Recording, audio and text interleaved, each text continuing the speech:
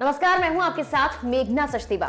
Supreme court ने केरल वक्फ board को एक मामले में सुनवाई करते हुए जमकर लताड़ लगाई है और कहा कि आप आर्म ट्विस्टिंग कर रहे हैं। जस्टिस एस रविंद्र भट्ट और जस्टिस दीपांकर दत्ता की बेंच केरल वक्फ अधिनियम 1995 की धारा 52A के खिलाफ दायर हुई एक याचिका पर सुनवाई कर रही थी। दरअसल ये विवाद वक्फ की जमीन पर किराएदारी और अतिक्रमण से जुड़ा हुआ था।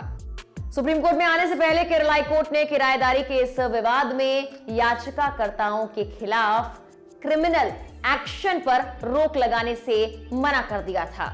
दरअसल वक्फ की जमीन पर याचिकाकर्ताओं की किराएदारी की मियाद 2005 में ही खत्म हो गई थी, लेकिन वो बेदखली का विरोध कर रहे थे और उस पर रोक भी लगी हुई थी। याचिकाकर्ताओं की ओर से सुप्रीम कोर्ट में पेश हुए वकील बेसेंट आर ने बेंच के दोनों जजों को बताया कि वक्फ बोर्ड द्वारा की गई कार्रवाई किसी भी प्रकार से सही नहीं है और काफी जटिल प्रकृति की भी है।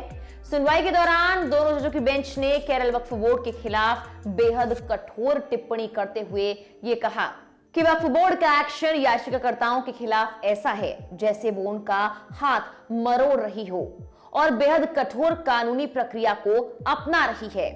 जस्टिस एस रविंद्र भट्ट ने कहा यह बेहद क्रूर है। मैं पूरी तरह अवाक हूं। अगर आज की तारीख में भारत का संविधान लिखा जाता तो शायद उसमें आर्टिकल 21 यानी जीने का अधिकार इसको शामिल नहीं किया जाता।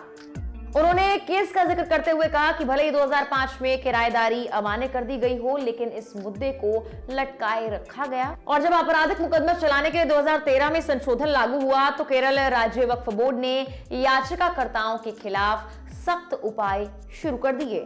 हालांकि जस्टिस एस रविंद्र भट्ट की इस कठोर टिप्पणी पर बचाव करते हुए राज्य वक्फ बोर्ड की ओर से कहा गया कि वो केवल कानून से मिली हुई शक्तियों का प्रयोग कर रहे हैं। उन्होंने ये भी कहा कि ये पब्लिक सर्विस है, वक्फ कोई पर्सनल बॉडी तो नहीं है, जिसके जवाब में बेंच ने वक्फ की खिंचाई करते हुए ये कहा, हम समझते हैं कि आपके पास लाखों और लाखों एकड़ जमीन है, लेकिन आप इस तरह से व्यक्तियों पर मुकदमा नहीं चला सकते हैं।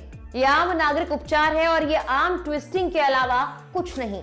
सुनवाई के अंत में वक्फ बोर्ड के वकील ने कोर्ट को बताया कि किराएदारों पर आपराधिक मुकदमा चलाने के लिए 2013 में संशोधन हुआ था, लेकिन 2015 में एक संशोधन द्वारा उसे रद्द कर दिया गया, जिस पर नाराजगी जताते हुए जस्टिस एस रविंद्र भट्ट ने कहा, तो क्या साल 2013 से 2015 के बीच के उन 2 वर्षों के लिए वो क्रिमिनल थे?